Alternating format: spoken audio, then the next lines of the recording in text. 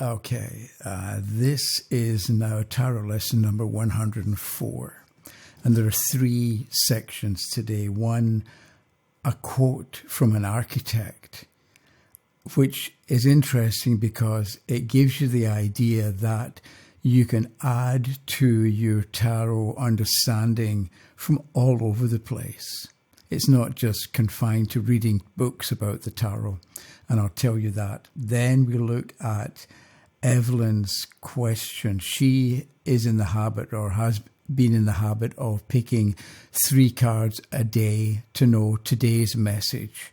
And she wanted a second opinion on 3 cards that she got, so we'll look at that. And then the third part will be in 103, lesson 103. I was running out of time, so I cut out 3 cards, a little bit more about reversed cards, using the example that I would have given you last time, but I didn't. So,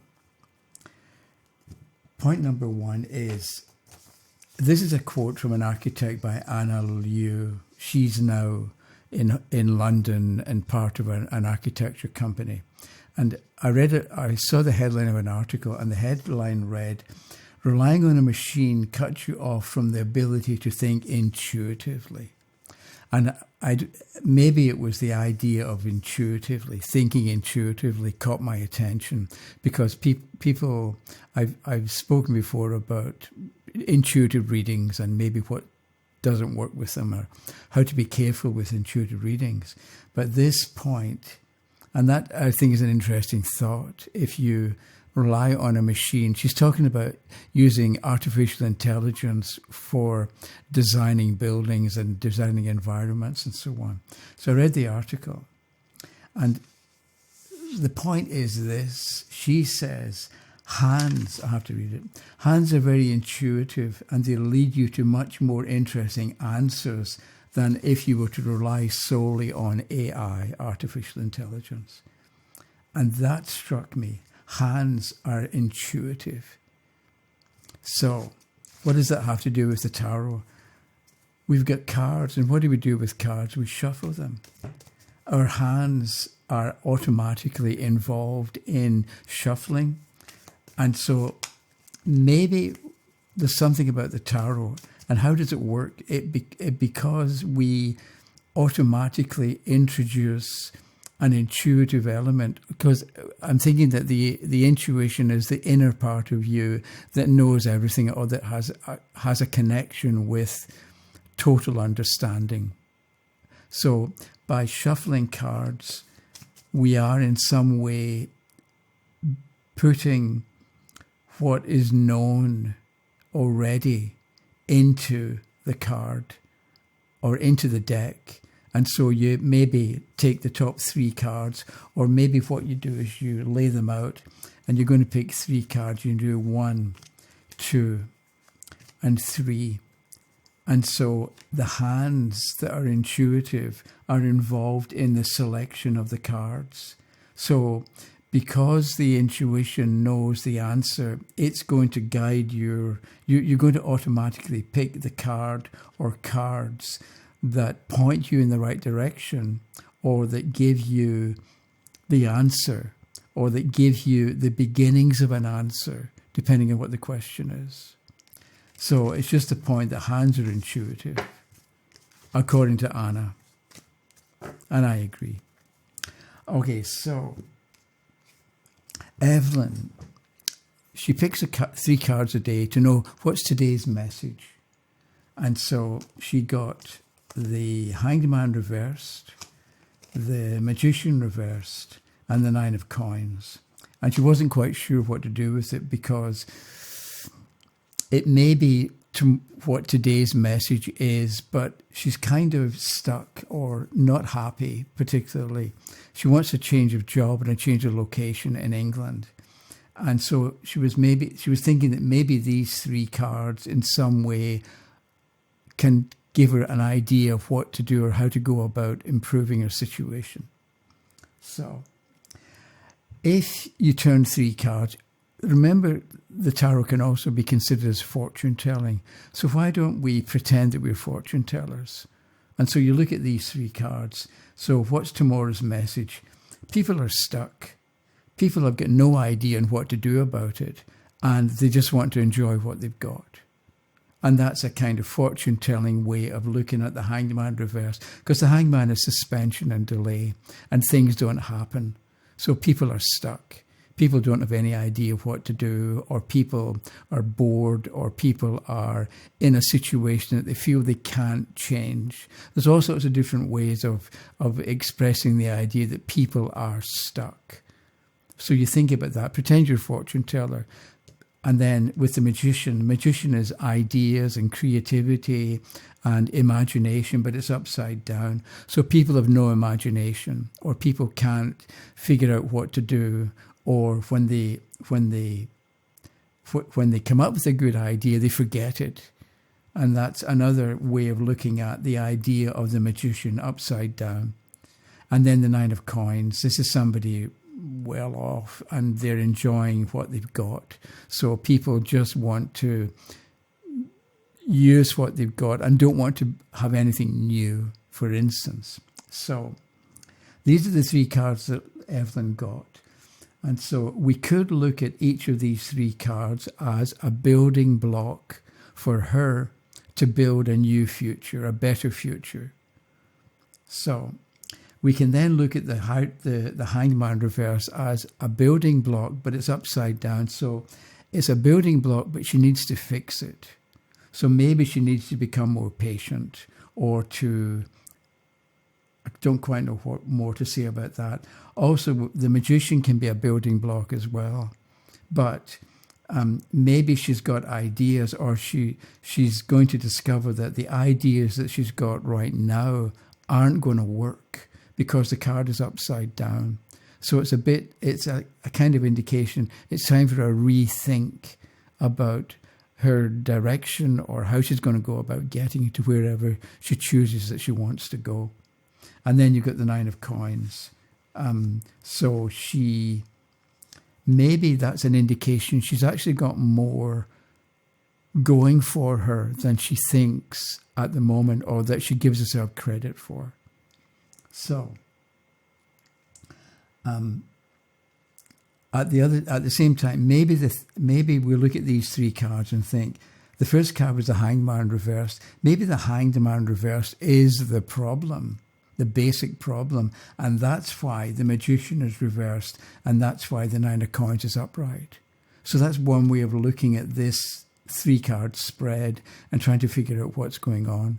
The hangman's the problem, so you take a few minutes and you think about what sort of problem does the hangman reverse represent. I want to say that there's a Latin verb, dependere, which means to hang from. So instead of calling it the hanged man, maybe it's the hanging man. So we've got somebody who is dependent on other people, or dependent on circumstance, or dependent on the condition, but it's upside down. So maybe the point for Evelyn is how she ought to become independent. How can she become independent? And that can be the message of the day. So she thinks about how can she become independent? And she needs to update her ideas, maybe because it's a magician reversed. And maybe she needs to look at what she's got and see greater value in it. It's because she can have something that she dismisses as being not that important. But maybe with the Nine of Pentacles here, she should rethink what she's got, or what she's got going for her. So maybe she's got experience, or maybe she's got qualifications, or maybe she's got connections that other people don't have. So look at what you've got going and what you can capitalize on with the Nine of Pentacles here. So then it occurred to me, the hangman is number 12, and there are 12 months in a year, 12 signs in the zodiac. So 12, the hangman in its own way can represent a complete cycle. It's the end of a period, the end of a cycle, the beginning of a new one, but it's upside down. So it's like you're not ready, or you don't see how to begin again or how to take the next step. And that's because it's upside down. But 12 is a complete cycle, and the magician's number 1 for a new beginning, but it's upside down. So it occurred to me, what you do, or what Evelyn does, is with this being a cycle, upside down, and this being new ideas or something, what she does is she takes a period of time, 5 minutes, 10 minutes, and she brainstorms. And I think the key idea is, how can she become independent? And she writes on on a piece of paper, in the middle of a piece of paper, independence. And then she comes up with ideas, what she thinks about what she might do in order to become independent, as if independence is the goal. How is she going to get there? And then she uses, maybe, so you brainstorm, you write down everything and anything that comes to mind for 5 minutes, and you add to it. You don't immediately look at the ideas that you've got, because if you brainstorm and critique at the same time, or one immediately following the other, you're going to throw away good ideas. So what you do is you brainstorm, you leave it for a day or a couple of days, and then you go back to it. And then you examine each individual idea and look at its strengths and weaknesses. Then you end up with a plan. But I think with the magician reversed as well, she needs to give herself time so she can brainstorm and immediately think, no, this is a waste of time. Don't do that with the magician reversed. Give yourself time. Allow time to pass before you try and figure things out. But what do we do with this 9 of coins? You look at the 9 of coins and you get somebody standing between 6 coins and 3 coins. Right? It's not 9 swords or 9 cups in a row. We've got 6 and 3. And it occurs to me, 6 relates to 12, because 2 times 6 is 12. And 3 relates to 12, because 4 times 3 is 12. So there's a connection between this 9 of coins and this hanged man. But the 9 of coins is upright. And it's as if, let's say, we've got the number 12 here. Let's say you have to walk 12 miles, which is quite far. But with the 9 of coins upright, it's as if you've already walked 9 of the 12. 9 of the 12 are upright and working well. So if you've got to walk for 12 miles and you're at you've done 9, you've almost finished, you're on the last lap. Whereas if the 9 of Pentacles had been upside down, you're only at mile 3 and you've got another 9 to go, and that's a lot. And you can become disheartened or discouraged because you've got such a long way to go and you're already tired. Here, because the 9 of coins is upright, yes, there's 3 miles to go, but you're 3/4 of the way done, which makes me think that if Evelyn does some brainstorming, she's going to discover that she's actually an awful lot closer to being independent than she thinks she is, because she's already 3/4 of the way there. And it's as if when she comes up with ideas for herself or for a possible future, understand that with the 9 of Pentacles, you're 3/4 of the way to a solution. It's not like you're at square one and you've got to begin from scratch, and you've got to begin from nothing and build something from the ground up. She's already 3/4 of the way there. So when she does brainstorm, if she tries to capitalize on her own ideas, and maybe with the magician, she writes a book. She takes what she's learned or what she knows or what she's discovered through first-hand experience of working and doing what she does, and she puts together a manual or an instruction manual or a brochure or a book or a booklet, and in some way that can be that's a step to her becoming independent. And it could also be something that other people would benefit from, that she could sell, or she could maybe become a consultant or something like that, based on what she already knows from her experiences so far. Let me look at the clock. I think what I'm going to do is, rather than continue on with the 3 reverse cards, which are here, and the question was going to be about the past of a relationship, but I think I'll save it till next time, only because I don't want to go on for too long. So let me stop at this point and see the hands again shuffling. So what am I? I'm maybe finishing up, or I'm setting things up so that the next time I pick up cards, I'm going to be already connected with them, because the intuitive part of you knows everything about everything, even though our conscious mind can be confused. There's an inner you that just knows.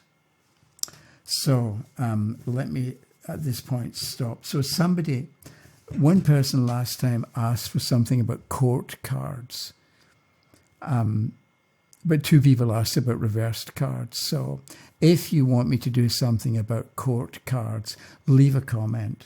But next time, I think I'd like to do the 3 cards that I didn't talk about, that are reversed, and how to deal with the reverse cards if the question is about what happened in the past of a relationship. That was it. Thanks for watching, and I'll see you next time. Okay, bye-bye.